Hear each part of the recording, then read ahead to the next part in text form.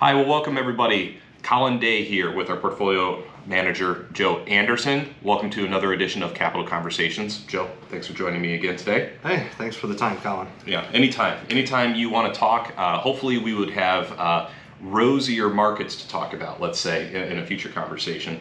But we wanted to have Joe on this week for the podcast and for the video because just what's been going on with the market. Historically, at least in my opinion, September has generally been a pretty poor month for investors. It's one of those months where I am constantly reminding folks of, hey, this is what the market does. It's not always every day going to be sunshiny. In 2022, we know what we've been dealing with as investors. But I want to have Joe on specifically maybe to talk about what we see over the near term, maybe over a couple of months, maybe going into 2023. Does that sound like a good plan for you? Sounds great. All right, so tough question to start off. What have you been seeing lately when it comes to economic or market conditions? Well, as you're aware, we've been bouncing off the lows that we set in June. Again, the last couple trading days here across most of the major indexes. It's been a tough year. Yeah. The indexes are down. S&P was down 24%. The Nasdaq was down 31%. International markets are down almost 30%. And it's been one of those brutal years that we just have to weather through at the end of the day.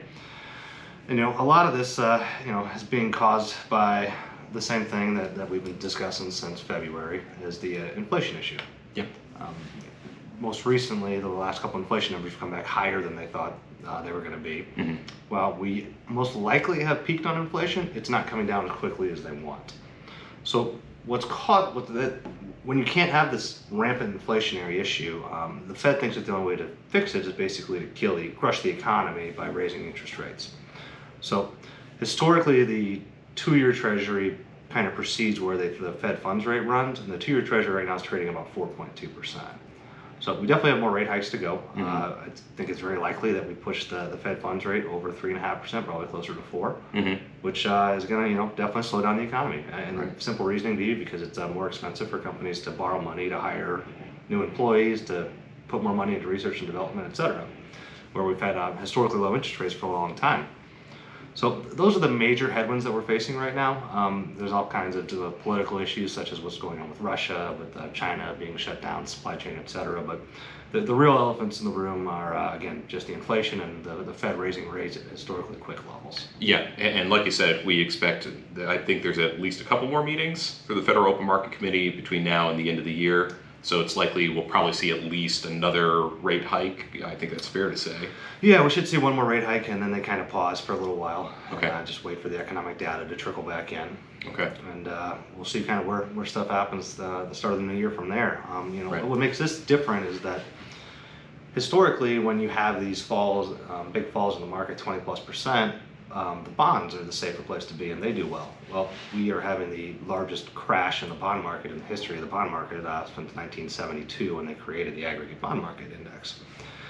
Currently, the bond market index is down 15%. A more realistic view of the bond market index is the AGGY, which adds in all the extra sectors such as high yield and whatnot that the ag doesn't generally cover, and that's down again over 17%. So again, where the investors are having a lot of issues, where that safe money historically is not safe right now. Right. It's down nearly as much as the stock market is.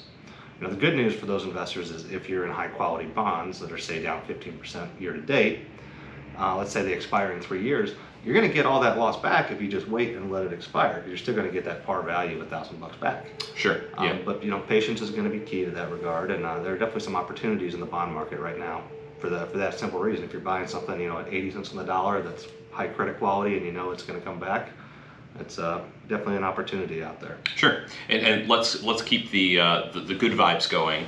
Let's talk about midterm elections. So I know, again, another loaded question for you. We're about, with the day of the recording, we're about a month or so out from midterm elections. So historically, if we look back at midterm elections and stock market performance in the U.S., what might investors expect over the next, let's say, 5 to 6 weeks? Well, I'm glad you brought that up, Colin. Historically, the market has always done best when neither party controls the House, the Senate, and the President. The market likes gridlock. It makes it much harder when one party controls one of the three. So it looks like the Republicans are going to take the House most likely based on the current polling data, which the market would definitely like. Historically speaking, in a president's term, the second quarter and the third quarter of that second year, which is what we've been going through over the last 6 months here, we're just wrapping up the third quarter, are the worst performing quarters in any president's term, the data going back to 1945. The best two quarters are generally the fourth quarter of the second year and the first quarter of the third year, which is what we're coming into. And if you look at historical data that was put together by Phil Orlando from Federated Hermes about all the midterm elections since 1962, the average drawdown on the S&P 500 during a midterm election is 19.1% over those, all the way back since 1962, followed by a 31% rally the following year. And if you look at the time frame that they put together on all that data, you generally have a preliminary low somewhere around March and a secondary low around the same level sometime in October, and then about a week or two before the election, the market starts to take off and does well throughout the end of the year. So, if historical precedence continues, we're down 24% on the S&P roughly, not much different than the 19.1% average. And again, if history continues to repeat itself, which certainly we hope it does in this case, we should have a nice rally into the end of the year and probably into the first quarter of next year.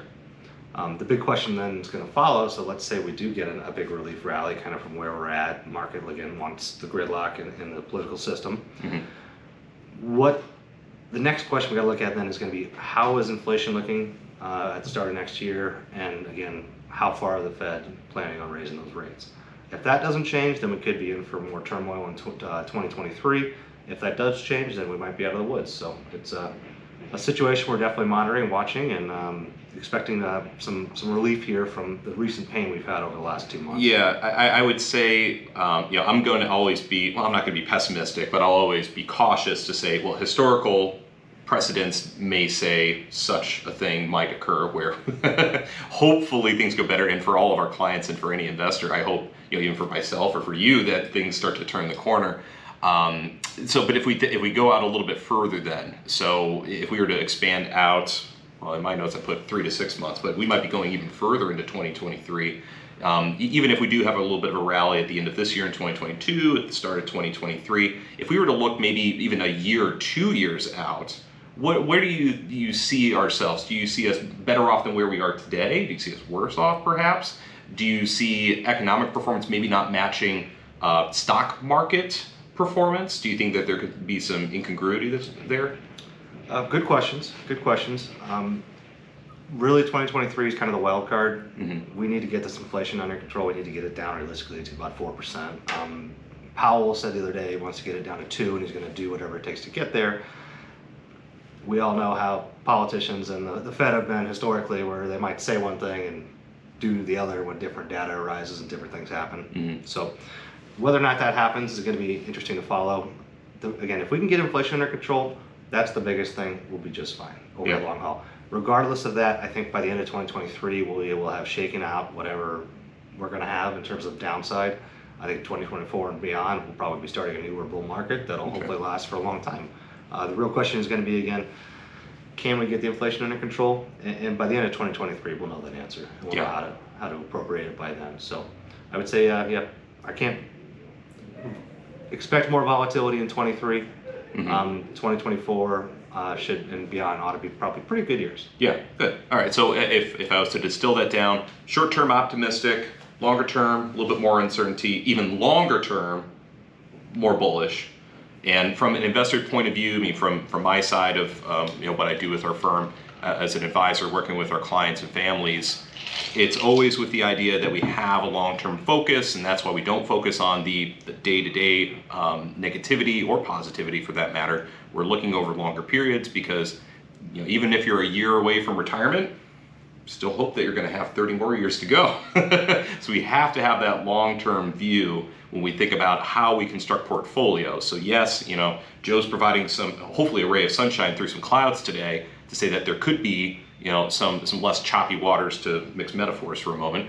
But it's always with the idea that we look at the markets over longer periods, and that's really what we're concerning about. Joe's role as our portfolio manager is to keep his ears to the ground to make sure that if in the short term there's opportunities, that we take advantage of them. If, of course, any of you have questions, you should reach out to Joe or I, and we'll be happy to chat.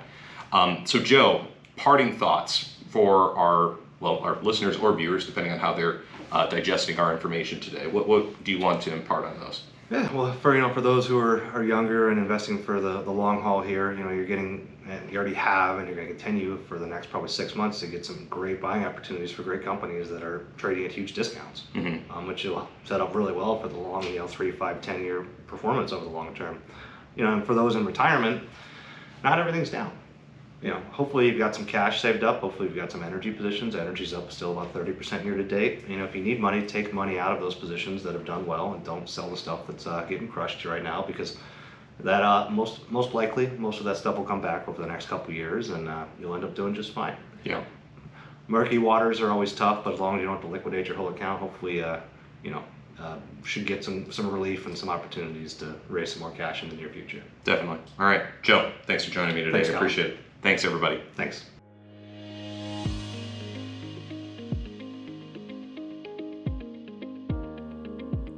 The opinions expressed in this program are for general informational purposes only and are not intended to provide specific advice or recommendations for any individual or on any specific security.